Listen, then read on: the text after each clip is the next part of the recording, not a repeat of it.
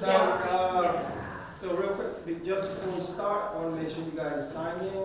And again, don't worry about the B number and the telephone number, because Bev almost strangled me because she said she don't even remember how to write the alphabet, and I'm telling her to remember her B number. So I don't know. So you guys just bear with me. So, so the training we're here for is for the SLOs to PLO mapping, which is a process that was identified by ACCJC when it came last year to do the accreditation process. And so this was one of the processes that they recommended that we're supposed to be doing. And we kind of look as if we weren't doing it. So this training we're showing as a recommendation from them to show that we are doing this process of mapping our SLOs to our PLOs. So what the overview and the benefits of mapping your PLOs, your SLOs to your PLOs, it shows a graphic illustration on how your courses and your program's curriculum contribute to the overall learning outcomes of that program, which is the PLOs. And it's a visual indication of specific learning tasks. Specific learning takes place at what level of engagement within the structure of the program.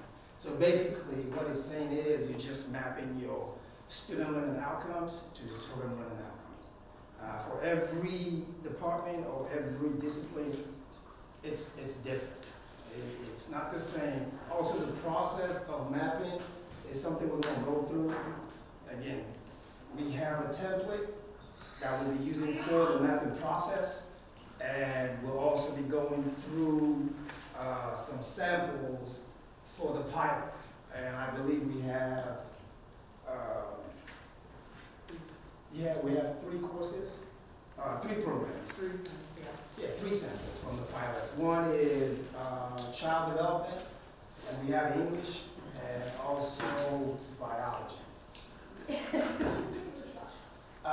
So again, this is a process that is part of a series of process in student assessment, which I believe we started doing that a few years ago. We started doing the student assessment. After you finish your course, you do your student assessment using your SLOs for the class. This is quite different from that. This one is the process of mapping those student learning outcomes that you have in your course. You're mapping it to the program, whatever program it is that you're offering to students. How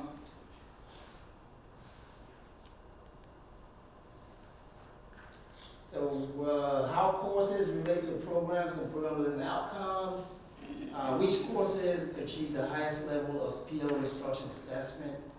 And you also use this to determine which courses current SLO assessments assignments can be best used as an embedded indirect PLO assessment tool. What that means is instead of the process of assessing just your course, all the SLOs in your different courses, this indirect way, once you map it to your PLO, you don't have to go back and do just the courses mapping anymore. You just use that process because it maps to your PLO, which is the overall program that you're offering for your course or your discipline. And that helps you to, and also helps to look at the disconnect of your student learning outcomes to your program learning outcomes. And then we'll go in depth on that pretty soon. So about the SLO mapping courses to program. So the goals of this course, the program curriculum mapping process, it shows relationship of core required courses to PLOs, as this courses provide program foundational experience for students in the degree and discipline. And again, this is the blue paper that you guys have in front of you. It shows why we're doing the SLO, the SLO to PLO mapping, and on the reverse of that paper, it shows a graphical explanation of how you do your actual SLO to PLO mapping.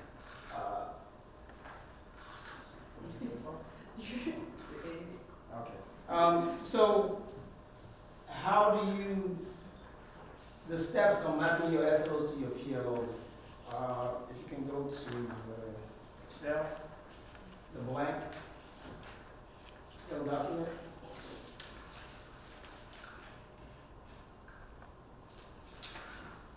So this is the template we'll be using for mapping our SLOs to PLOs.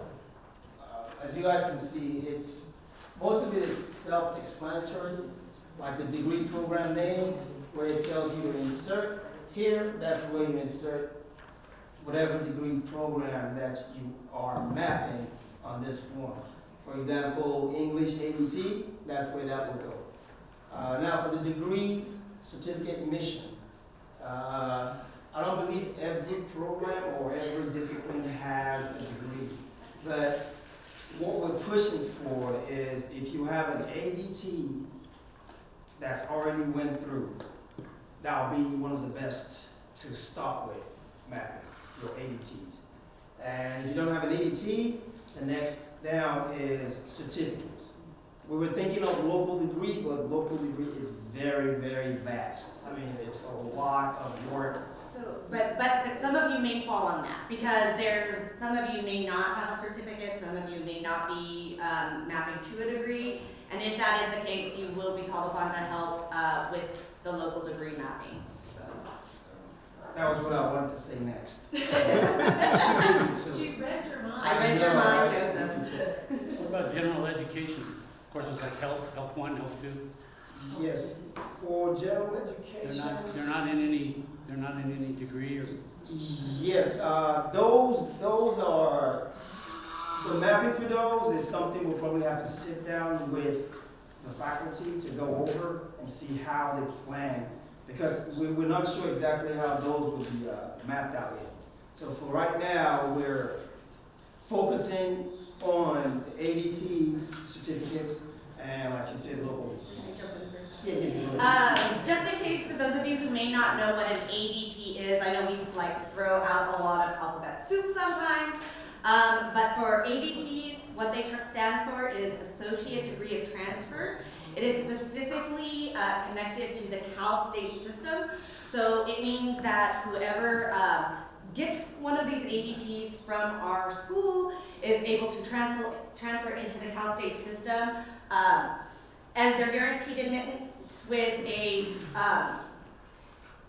junior status. The only little caveat is they're not guaranteed what school they go to. So maybe if their GPA is not the best, or they might get sent to a different school in the system, but they're still in the system. So those are really good for us to have those, and those are something that we. So if you happen to have one of those, that's a good thing to start with the mapping.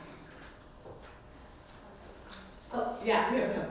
Just for the ADT thing, so an ADT is a degree with a guarantee, which means they are guaranteed acceptance into one of the 23 Cal states. So if they apply at one, they'll transfer over that application if they don't get accepted there, and it gives them a GPA boost. So if they get an ADT, they get a little extra boost when they apply to the Cal State system. It's good to have counselors here. Yes. You should be aware that on Tuesday at our best practice meeting, the facilitators will be facilitating people mapping their SLOs to PLOs as part of our meeting time. Okay. All right. So you guys here. So again, this process here, it's pretty simple, but we try to stress the fact that when doing this, you want to make sure you have the most updated course, which of course has your SLOs. And if you already have a program in place, that's already gone through tech review, already gone through curriculum, already gone through BOT, that too is ones you want to make sure you have, because we tend to find out that faculty use like a copy of old curriculum that they have for their course, and they're not aware that they're using an outdated SLO. So we want to make sure you guys use the most updated. And how you get that most updated copy is, you go through the website, BCC website. Once you get to the website, it's in the very top right box that says Google Custom Search. In there, you type in curriculum. Or you could just go to where it says about BCC, and then you'll go to the institutional research Yes. tab, and then in there, it'll say curriculum, And- click on it, and then it'll say curriculum committee. Yeah, it's for a lot of people, the reason why I'm using that way, a lot of it is easier once they Yeah. type in, and, you know, it's easier for them to do it that way. So once you click on the search, it'll give you options to pick from, and it'll give you just one option it'll give you a few options, but you want to pick on the very first option for curriculum. Once you click on that, it'll bring you to the web page of the curriculum committee. Once you get to the web page, you want to scroll down and look for final course. Once you scroll down, so you're looking for a link, final course. Now, is that link? It's back on. It's back on? It's, if for some odd reason it lets you edit it, please do not touch it and let us know. Yeah, that was a problem they had a few days ago. So Monday, while we're giving this class, fine young lady came and told us, hey, the final course link had to be pulled because for some reason it was somebody hacked in and started messing with it and started putting final course. I guess when you go in to click on the final course, you're able to edit that link for some reason, so they had to pull it. To make it easier to copy and paste, you could always download it and then save it to your computer, that way you could actually copy and paste, like, simply, very simply. Because it's very important that you're using the SLOs that are current, that went through the updated process last year. So that's why please go to the final CORs. Yes. If you can't get to this, you can email us at curriculum, so I'm your curriculum co-chair, if you didn't know, my name's Melissa. You can also email us at curriculum@varsity.edu and ask us, and we can always just email you your copy too. She can do that. Also, Jessica Tanatango, yeah, she's the keeper of the record and everything. So if you can shoot her a quick email and say, hey, Jessica, I need the course for every faculty in Boston Community College. But just to reiterate, you want to make sure you use the most recent updated course, all your program. Now, let's say you have one in the works, you started working on a particular program. You can also go ahead and stop mapping, because at one point in time, you will be asked to, not at one point in time, let me just put it out there. So the deadline to receive all faculty's mapping should be the weekend of Thanksgiving. We were thinking December 2nd, but it wouldn't work for December 2nd, but that would be the date of the outcome committee's meeting. And at that meeting, we So will the be going Wednesday over. before Thanksgiving is Yeah. what you mean, right? Yes. Yes, the week. We don't need it the The week weekend, of. it needs to be before Thanksgiving. Well, the week of Thanksgiving. I mean, So Wednesday. Wednesday, give us a date, Joseph. okay, so Wednesday. Working on Thanksgiving. So Black Wednesday, which Yeah. is the 27th. Yeah. So Wednesday the 27th is when we would like to have this mapping done. Again, we know it's it's a short notice, but again, we as a committee ourselves, we're working with time constraints, and most of what we're doing right now, it comes as we started this process. It wasn't something that we knew about off the bat, it's just something that we went along. We were hearing that, hey, we need to get this done by this time, and so as we're hearing those dates constraints, we're giving it out to you guys. So I know this is short notice. I know some people are already looking at me with the red eyes, with the stinky eyes, and just, what is he trying to do to us? Believe me, I'm not trying to do that. I'm just trying to help you guys, same way as the school wants us to help ourselves. So, without further ado, I'll jump into the process of how you map your SLOs to your PLOs. So if we go back to the blank.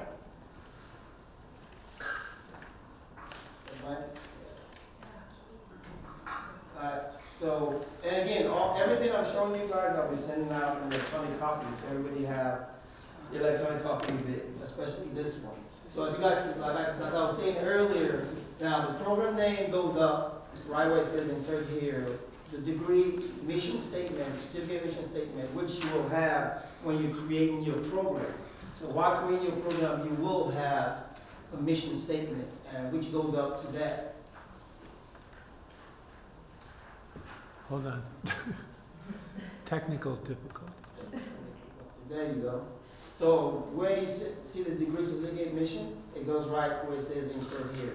And again, like I was saying, every program and certificate should have a mission statement while you were creating that program.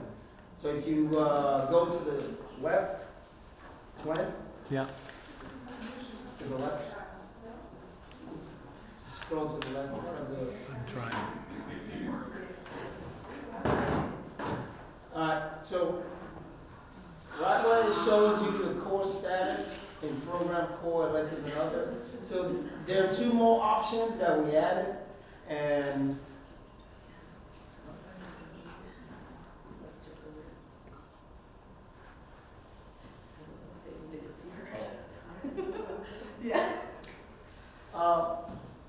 so where it shows on the column where it shows you the course status in program, it's showing you the core, so elective or other, I believe we added, I Yeah. think 2 or 3 I more must have the options. old one. Hold on. One of them being, That one. yeah, There you go. there you go. So if you can zoom in, please. I'm working on it.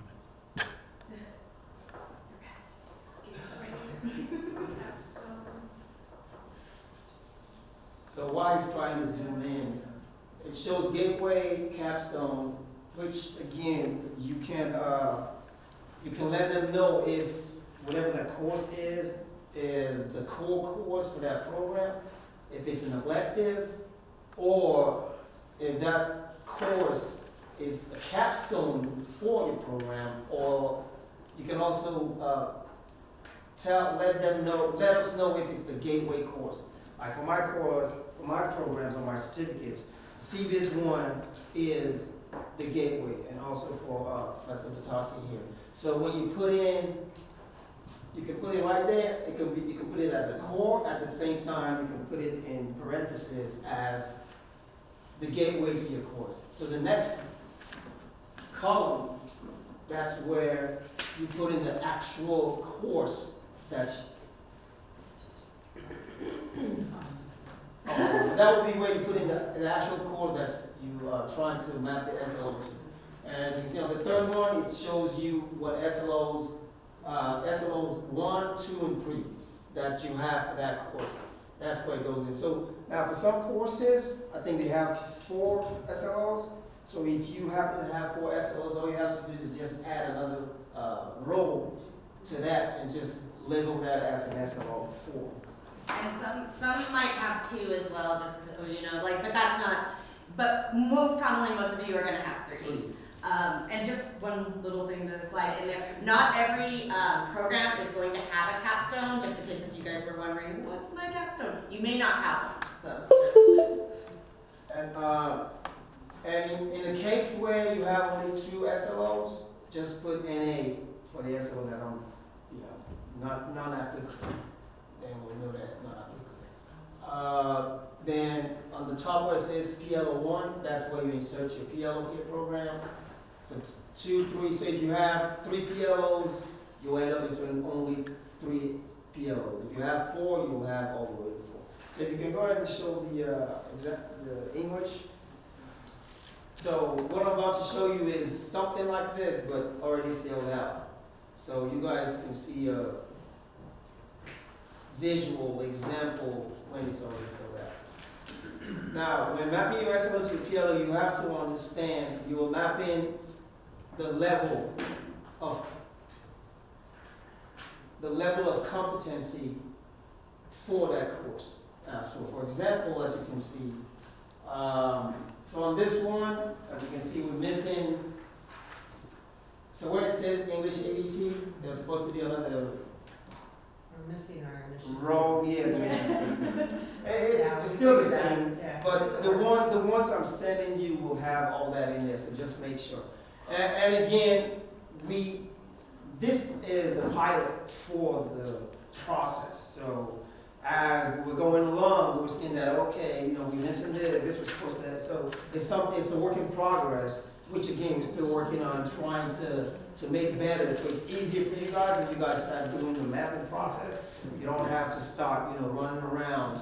So as you guys can see what I said earlier, so for this one, it's showing, we'll go, for example, the fifth row is showing the core, which is English 1B.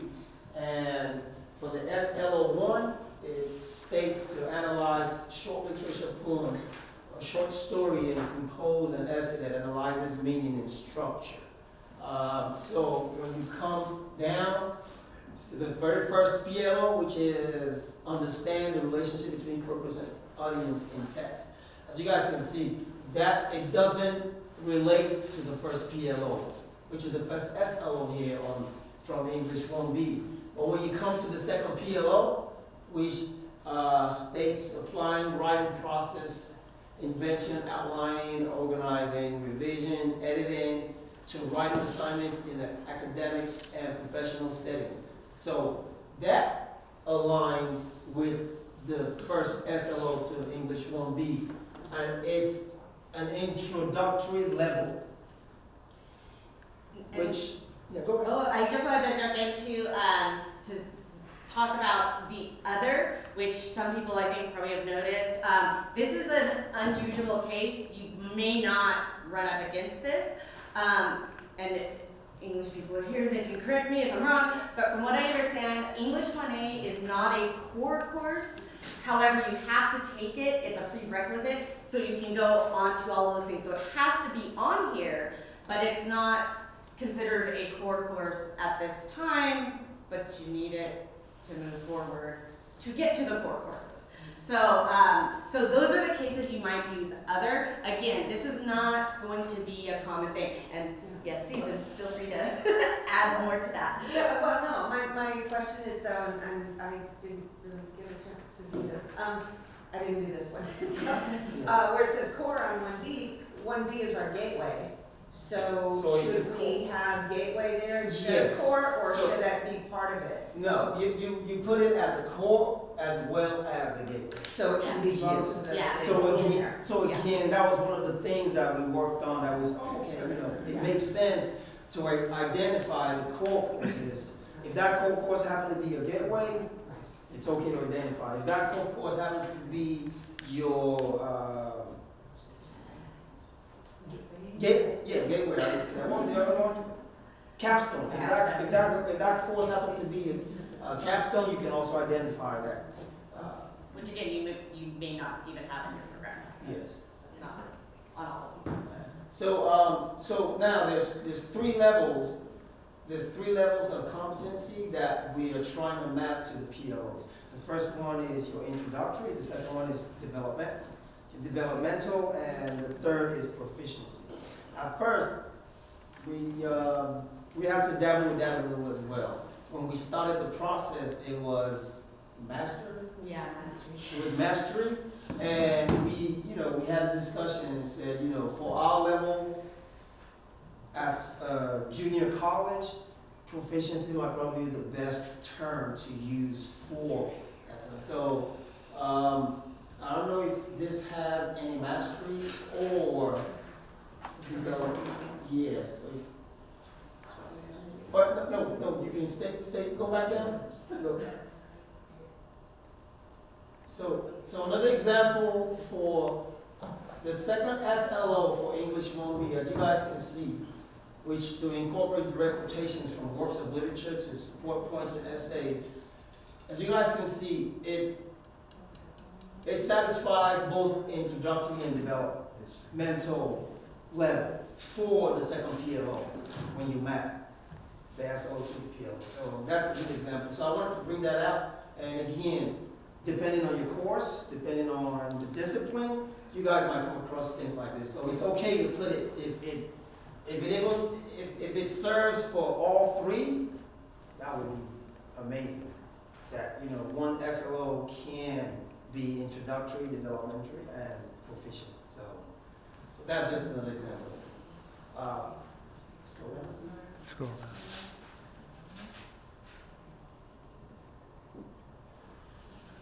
Going.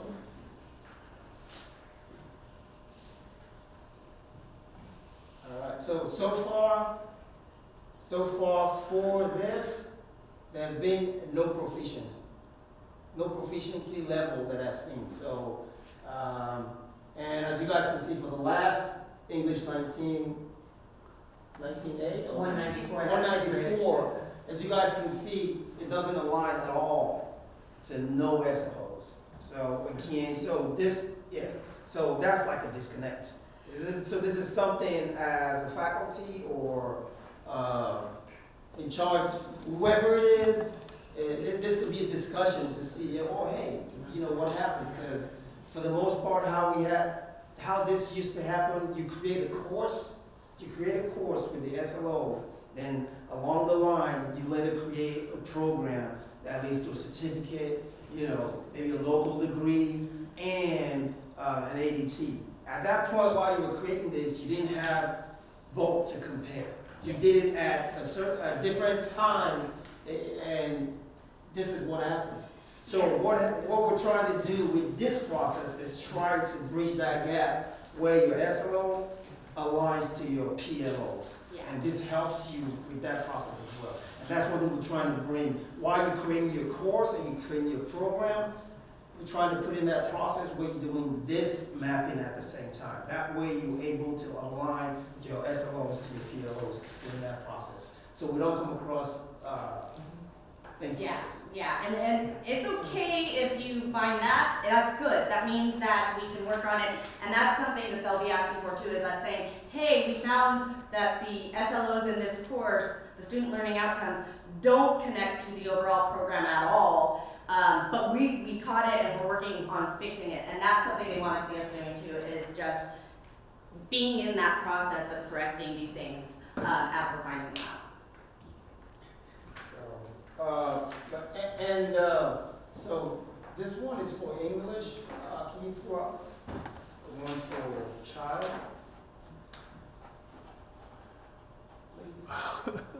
Sorry. Oh,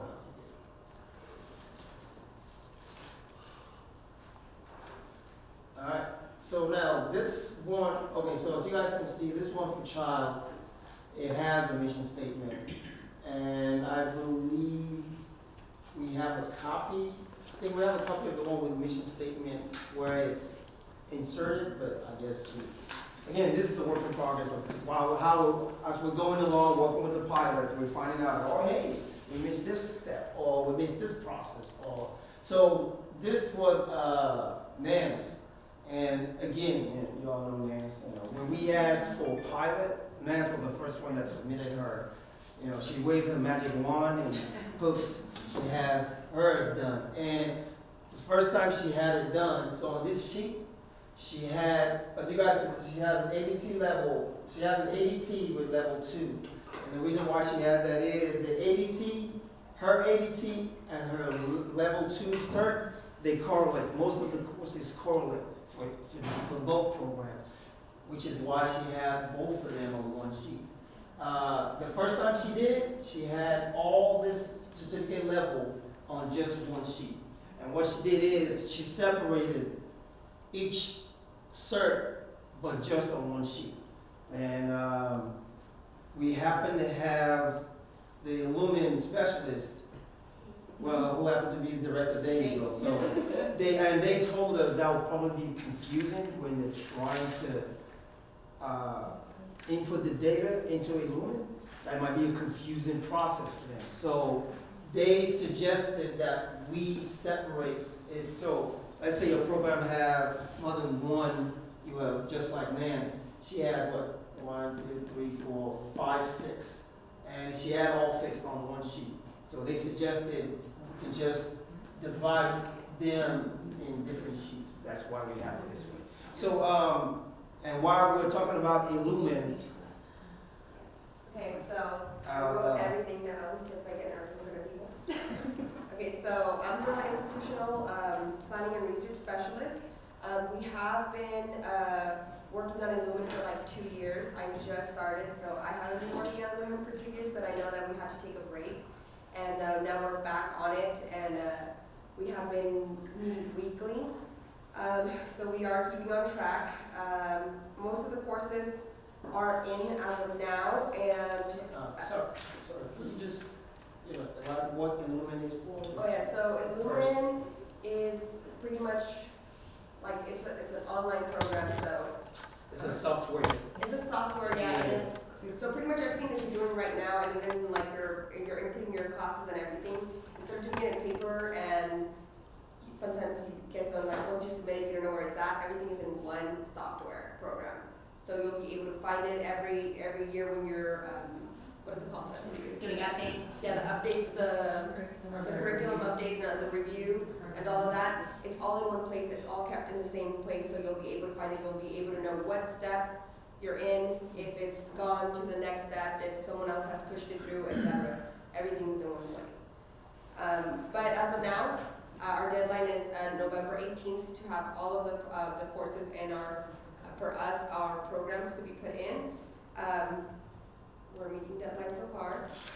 Illumin will have training for Joseph and Penny, so they can learn how to do outcome assessments, and then Melissa and Eduardo are doing the curriculum workflow today, right? Yeah. So as of now, Jessica Tenetango, who is the curriculum specialist, and IR, which is me, Lisa does it as well, but it's mostly falls under my job title. We're doing a lot of the back end stuff. So that way, once everything is done, it pretty much goes back to you guys, and it's just about keeping and updating that. So everything after that will be electronic, and then you will be able to do your mapping piece, like very simply. After that, and then we will be doing all the training for you guys as well after you guys get all your mapping done. And our plan is to go live in spring. Early or late? I do believe it's like, As always. after, toward end of January. Yeah, so I do know that. And then pretty much like Joseph was saying, by doing everything electronically, so once you are assessing like your courses, it will automatically assess your programs as well as your PLOs.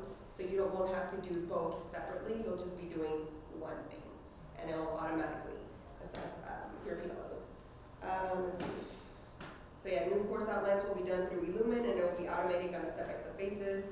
So we won't have to worry about all the paper steps, and moving forward will be much easier. So that's pretty much it. You guys have any other questions or anything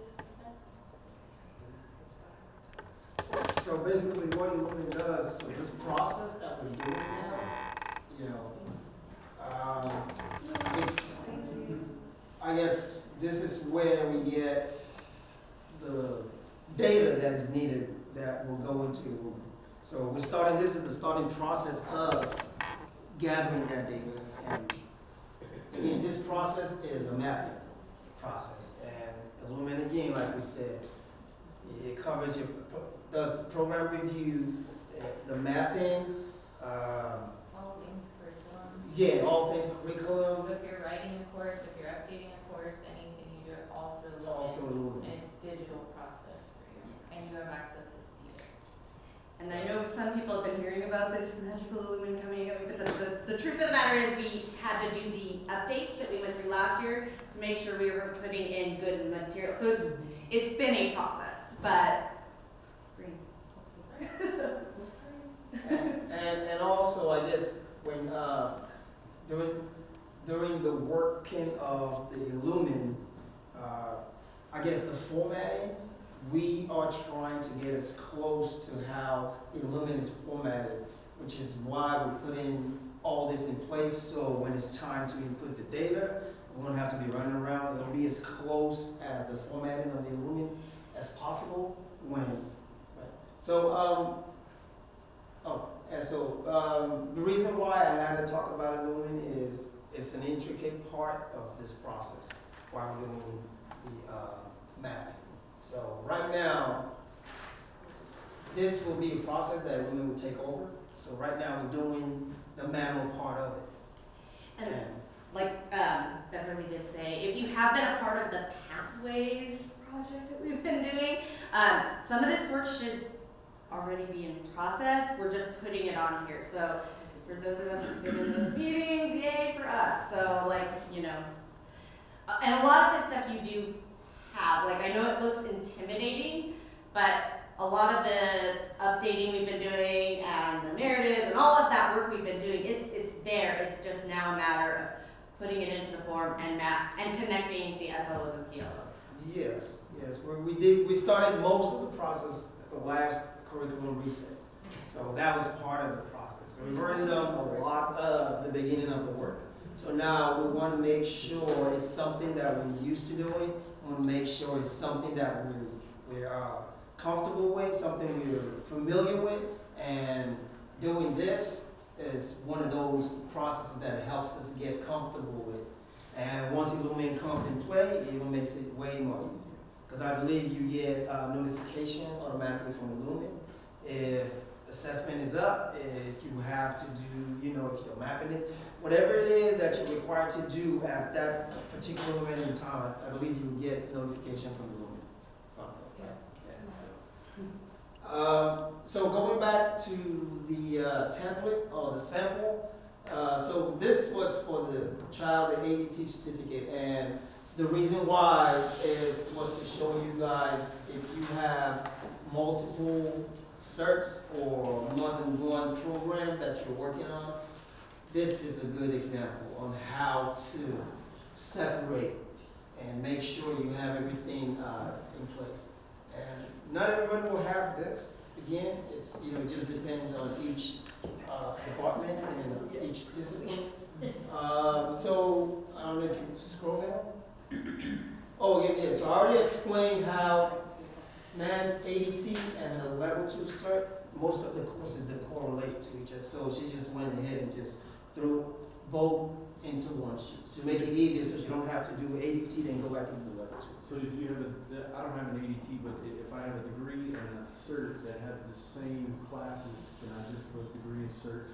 If all the classes are the same, exactly, yes, you can do that as well. Yeah. So it you know, it helps you so you're not doing multiple. Yeah. And you know, showing let's say for your automobile diesel, you have one particular certificate. Let's say electric, you have electrical, right? Well, no, HVAC. we have one for auto, but they're pending, so do I do a map for? Yes, that's a good question. That is a very good question. So if you're already working on a program, let's say, hey, I'm gonna put this in the future and everything, it's a good process for you to start mapping it.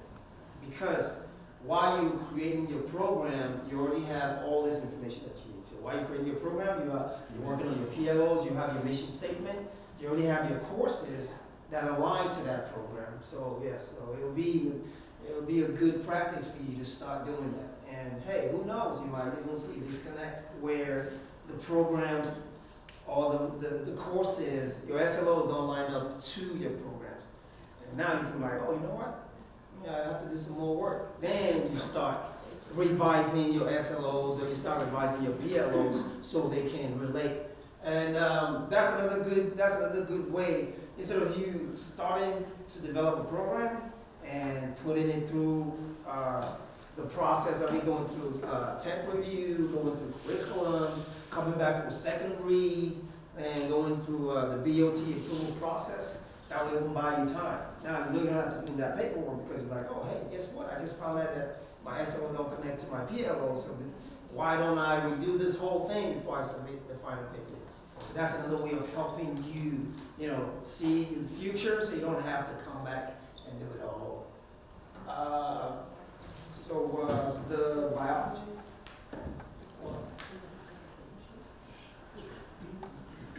Yeah, this is so for the bio, and I believe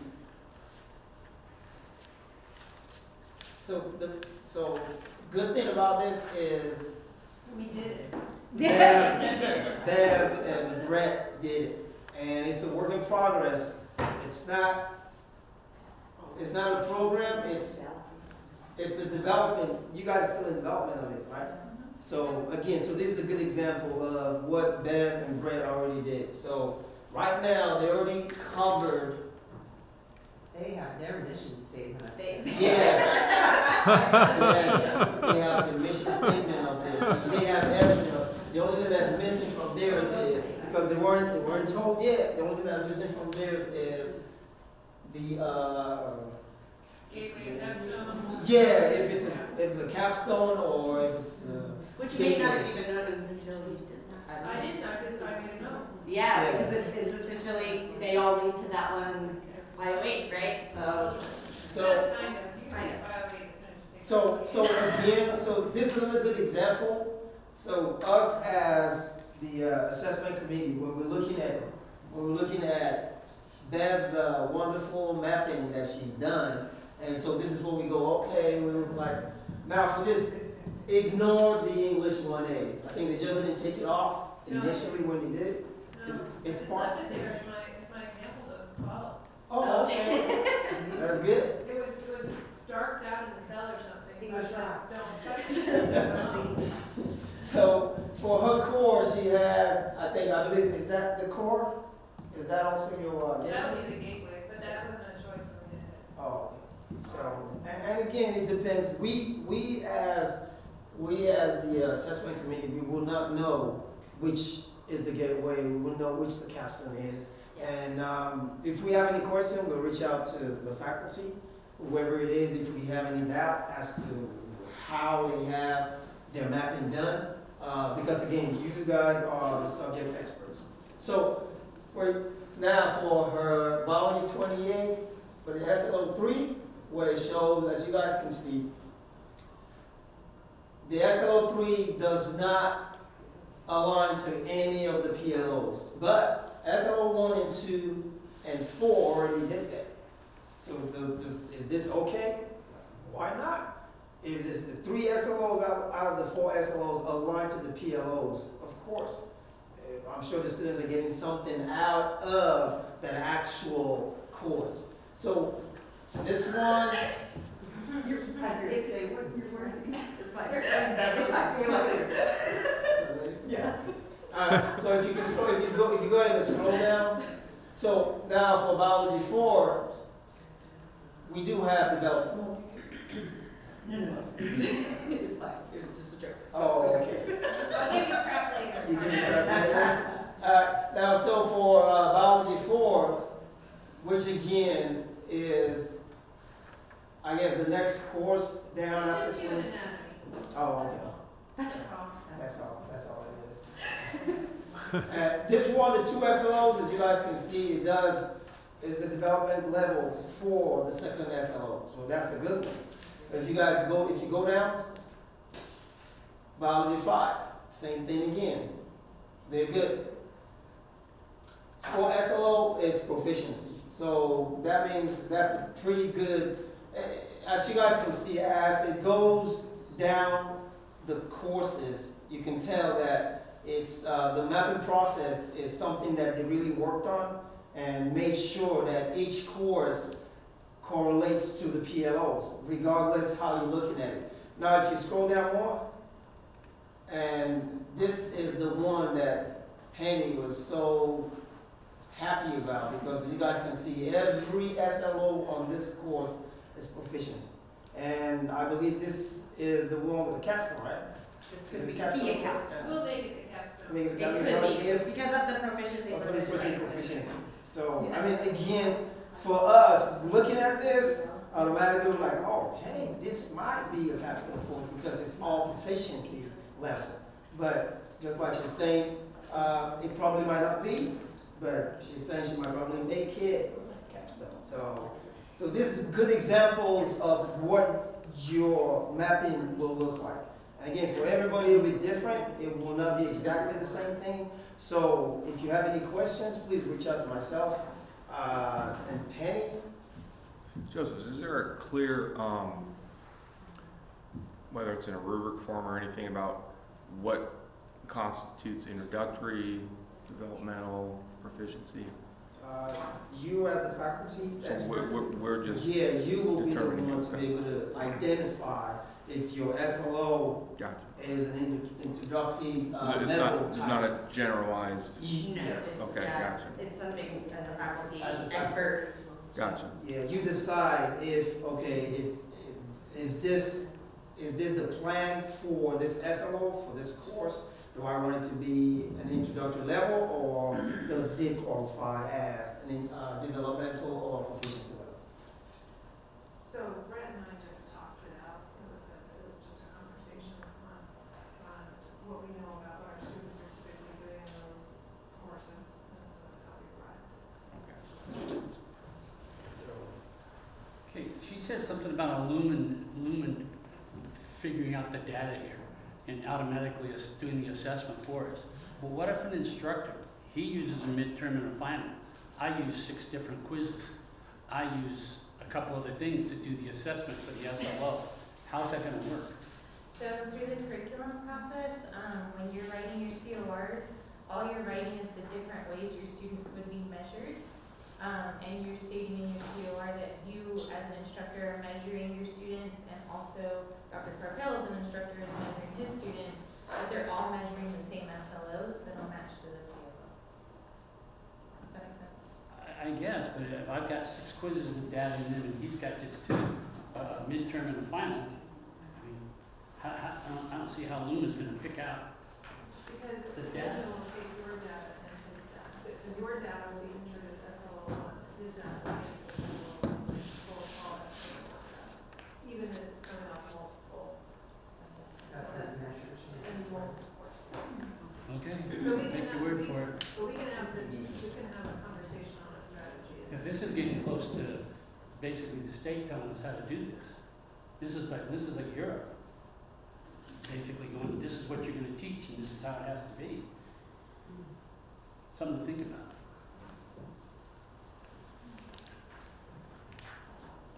We'll do that, we'll think. So, any other questions? Yeah. I'm teaching, I guess, Arts 5 next semester. I think maybe Melissa or someone sent me possibly a descriptor of that course. It hasn't been taught here for a long time. And so I'm very curious to how that's going to apply to this. And being that it's a visual medium, also hands-on, and it's more interpretive or subjective to interpretation. So one, we won't all be assessing every course next semester. It's gonna be, we'll start our cycle. And the other thing is through this coursework, like how you decide to assess it is up to you, but these things have to be assessed no matter what the course is. And of course, every discipline will be assessed in different ways, right? Because they have different outcomes and objectives and things. But if you have any specific questions, you can always talk to OAC. And again, I don't have an answer to everything, but, again, this is a work in progress. We're still trying to bring everything together. So when we present it to you guys, it'll be, at a level where it's not confusing, where we're not running all over the place. So you guys bear with us sometimes. We cannot get back to you on time, but we'll try our possible best to get the answer to your questions. So that's it. Any more questions?